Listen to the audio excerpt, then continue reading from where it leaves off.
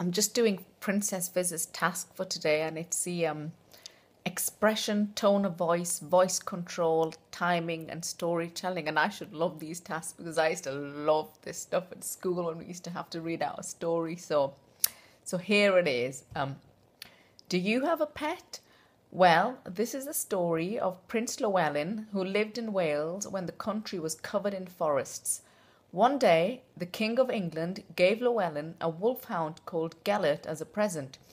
Gelert loved his master and was the kindest, most gentle of animals.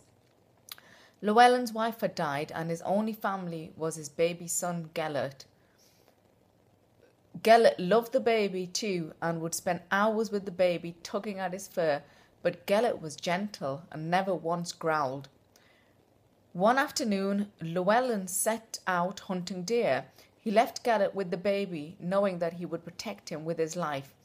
Hours later, as the evening sunset, Llewellyn returned. To his surprise, Gelert limped towards him and collapsed at his feet, exhausted. Llewellyn knelt down and stroked his faithful dog, but he pulled his hand away, for Gelert was covered in blood. With a cry, Llewellyn rushed to his baby's room and there met a terrible sight. The baby's cradle was overturned, blood-stained blankets lay on the floor, and the baby was nowhere to be seen. The prince grabbed the dog, drew his sword, and in his grief he killed Gelert. "Murderer!" he howled.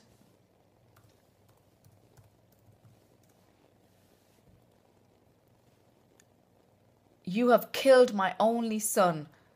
Poor Gelert stared up at his master and watched Llewellyn's familiar face as his life slipped away. As Gelert's body stilled, Llewellyn heard a whimper from behind the cradle. Rushing to the spot, he flung the cradle to one side, and there under a blanket was the baby, and beside him lay the body of a dead wolf. So it came to Llewellyn in one moment what had happened. Gelert had attacked and killed the wolf to protect the baby. With a howl of pain and regret, Llewellyn turned back to Gelert, but his faithful friend lay quite dead. Now, even to this day, you can see Gelert's grave near Colwyn Bay in the village of Bet Gelert.